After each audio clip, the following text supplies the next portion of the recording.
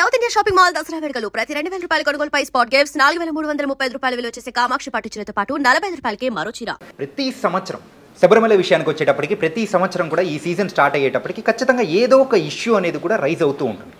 మరి పోయినసారి అయితే రానిచ్చకూడదని చెప్పేసి లేడీస్ రావాలి అని చెప్పేసి హైకోర్టు కూడా కొన్ని వ్యాఖ్యలు చేయడం కానీ, అంటే ఈసారి అయితే బంగారు మాయమైపోవడం కానీ, ఆ 4 కిలోలు అసలు అది అంతుపట్టడం లేదు, ఎవరు తీసుకున్నారో ఏంటో అని చెప్పేసి దాని గురించి విచారణ కానీ ఏంటిది అసలు ఎందుకు హిందుత్వం అది ఒక మాట చెప్తానే మంత్రం చెప్పేసి కళ్యాణాద్భుత గాత్రాయ కామితార్థ ప్రదాయనే శ్రీమద్ వెంకటనాథాయ శ్రీనివాసాయ మంగళం. ఎప్పుడో చిన్నప్పుడు మీకు కథ గుర్తుందా? బంగారం ఎవరో దాచిపెడితే స్నేహితుడి దగ్గర మర్యాద రామన్న కథల్లో ఎక్కడో అవి ఎలకలు తినేసినాయి అని చెప్తాడు. మర్యాద రామన్న దగ్గరికి వచ్చి ఫిర్యాదు చేస్తారు. బంగారం ఎలకలు తినవు కదా, తినవు. వాడు అబద్ధం చెప్పాడు. సరే, ఈయన దానికి పరిష్కారంగా ఇంకొక సలహా చెప్తారు. వాడికి సంబంధించి వాడిని అలా అదే టిట్ ఫర్ టాట్. అది ఇక్కడ విషయం ఏంటంటే ఎవరు పరిపాలిస్తున్నారు అది మనం చూడాలి. అయ్యప్ప స్వామి యాత్ర జరగడం వలన కొన్ని 100 కోట్లు 1000 కోట్లు కేరళ గవర్నమెంట్కి వస్తుంది. కానీ ఫెసిలిటీస్ చాలా దుర్భరంగా ఉంటాయి. ఎందుకంటే వాళ్ళు హిందువులు కాదు కాబట్టి, పరిపాలకులు హిందువులు కాదు కాబట్టి, హిందుత్వానికి వ్యతిరేకమైనటువంటి మతాల వాళ్ళు పరిపాలన చేస్తున్నారు. సో కాబట్టి వాళ్ళు గుళ్ళో బంగారం పెట్టి గుళ్ళే మింగేస్తారు. పెద్ద అందులో టాపిక్ ఉంది. స్వామివారికి అరవణ పాయసం అని తెలుసు కదా, బ్లాక్ కలర్. అది తయారు చేయడానికి కాంటాక్టు ముస్లింలకు ఇచ్చారు. మరి ఇప్పుడు ఏమైందో తెలియదు. సో వాళ్ళు పాపం వాళ్ళ ఆచారాలు వాళ్ళకు ఉంటాయి కదా, అదో ఉమ్మేయడమో ఇంకోటి ఏదో కలపడమో ఏదో ఉంటుంది. సో కాబట్టి మన ధర్మనాశనం చేయడానికి కంకణబద్ధులైనటువంటి వారు పాపం రాజకీయాలు అక్కడ చేస్తున్నారు. శంకర్లు పుట్టిన చోట ఇటువంటి శంకరజాతి ఉన్నప్పుడు బంగారం పోవడం పెద్ద విషయం ఏముంటుందంటే పెద్ద టాపిక్ ఇది. కానీ ప్రతి సంవత్సరం అనేది కూడా ఏదో ఒక ఇష్యూ ఇదే టైంలోనే రైజ్ అవ్వడం అనేది దాని వెనకలు ఉన్న, అంటే దాన్ని ఎలా చూడొచ్చు అంటారు? అంటే నాన్న, ఇప్పుడు ఈ దేశాన్ని ఆక్రమించాలంటే హిందుత్వం వీక్ కావాలి. హిందుత్వం వీక్ కావాలంటే ఇలాంటి పొరంబోకు పని ఏదో ఒకటి చేయాలి వాళ్ళు. అట్లా ఇప్పుడు అయ్యప్ప స్వామి మీద ఉండేటువంటి ఆ భక్తి అది పాడైపోవాలి అంటే ఇలాంటి ఇష్యూలు. అప్పుడు చూశారు కదా, ఇప్పుడు ఆ గుళ్ళోకి ఎవరు రాకూడదు?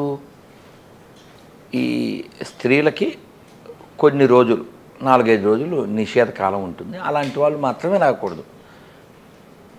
ఆడపిల్లలు 10 ఏళ్ళలోపు పిల్లలు రావచ్చు, 50 దాటిన వాళ్ళు రావచ్చు. దాని మీద ఇష్యూ చేసింది ఎవరు? Non Hindus.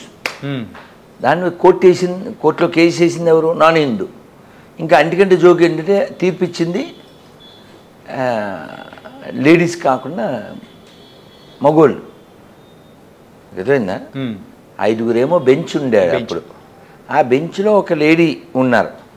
ఆవిడ సార్ ఇలా చేయకూడదండి అని చెబితే నీకేం తెలదు, స్త్రీల విషయం స్త్రీలకు తెలదు, ఈ స్త్రీగాళ్ళకి తెలుసు. అది అలాంటి వాళ్ళందరూ తీర్పులు ఇచ్చే ప్లేస్లో ఉండడం, సమాజాన్ని అల్లకల్లోలం చేయడం. ఇప్పుడు మనకి ఎన్ని తెలుసా నీకు? మొత్తం మన దేశంలో ఎన్ని కేసులు పెండింగ్లో ఉన్నాయో తెలుసా నీకు? లక్షల్లో ఉన్నాయి. 5 కోట్ల. కానీ ఈ ఓయో బ్యాచ్ గల్లీలు అంటే ఎలా ఈ దేశపు అస్తిత్వాన్ని నాశనం చేయడంలో ఏదో పోనీ కమ్యూనిస్టులు అలా ప్రయత్నించారంటే ఒక అందం వాళ్ళ భావజాలం ప్రకారం. కాంగ్రెస్ వాళ్ళు ప్రవర్తించారంటే అది విదేశీ పార్టీ, కమ్యూనిస్టు విదేశీ పార్టీ. పోనీ ఏదో క్రైస్తవులు ముస్లిమ్స్ ప్రవర్తించారంటే అది విదేశీ మతాలు. అలా ప్రవర్తించడం న్యాయమే. ఇప్పుడు మన ధర్మాన్ని నాశనం చేయడానికి వాళ్ళు నలుగురు ప్రయత్నించడం సహజంగా వాళ్ళ మస్తకాల పుస్తకాలను బట్టి అది న్యాయమే. కానీ being a judge should not have grudge కదా. పెద్ద మనిషిలా ఉండాలి కదా. ఏదో పరమానంద శిష్యుల కథలో పెద్ద మనుషుల్లా ఉండకూడదు. వాళ్ళు అంటారు ఒరే పెద్ద మనుషులు అంటే వీళ్ళేరా అంటారు కదా. ఆ పెద్ద మనుషులు ఇప్పుడు పెద్ద మనుషుల్లో ఉన్నారు. అది మన దురదృష్టం. అయితే ఈ దురదృష్టానికి కారణం బాధ్యత లేనటువంటి, బాధ్యత తీసుకోనటువంటి హిందువులు. హిందువులు బాధ్యత తీసుకుంటే చాలా పనులు చక్కబడతాయి, చాలా తీసుకోవట్లేదు అంతే. అంటే ఎలాంటి విషయాల్లో మన హిందువులు బాధ్యత తీసుకోవాలి అని మీరంటారు? నేను ఉదాహరణకి ఇప్పుడు ఇక్కడే పడుకోవాల్సి వచ్చింది అనుకుందాం, మనం తడిగా ఉంది అనుకుందాం, ఏం చేయాలి? చూస్తాం, ఏదో క్లాతో మ్యాటో లేకపోతే ఆ కుర్చీకి ఉండదు, ఏ సొల్యూషన్. ఈ రాత్రి గడవాలి, పొద్దున్న వరకు ఉండాలి. ఈ సొల్యూషన్ ఏంటి? ఓ క్లాత్ కదా. అలా ఈ దేవాలయాల విషయం కావచ్చు, లేదా ఇంకోటి కావచ్చు, ప్రతిదానికి ఒక సొల్యూషన్ ఉంటుంది. ఇక్కడ తడి తొడవడానికో గుడ్డను వెతుకుతున్నామా లేదా? ఇలా ఇలా ఇలా చూస్తున్నాం. అలా ప్రతి సమస్యకు సొల్యూషన్ ఉంది. ఇప్పుడు మన దేవాలయాల మీద మాత్రమే తీర్పులు ఇచ్చేటువంటి కోర్టులు ఎవరో కేసు వేశారు మసీదులలో ఆడవాళ్ళ ప్రవేశం గురించి. లేదు, తీర్పు ఇచ్చారు. వాళ్ళ మత విషయాల్లో మనం వేలు పెట్టకూడదు అన్నట్టు. ఇప్పుడు సెక్యులరిజం అంటే ఏంటి? ఎందులోనూ వేలు పెట్టకూడదు కదా, ఎందులో వేలు పెట్టకూడదు. ఇప్పుడు గవర్నమెంట్ అంటే ఏంటండి? Watch dog, not biting dog కదా.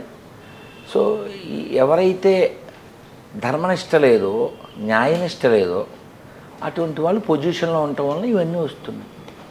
కాబట్టి ఆ పొజిషన్లో నువ్వు కూర్చో, నువ్వు మీన్స్ హిందూ కూర్చో, సెట్ అయిపోతుంది. సింపుల్.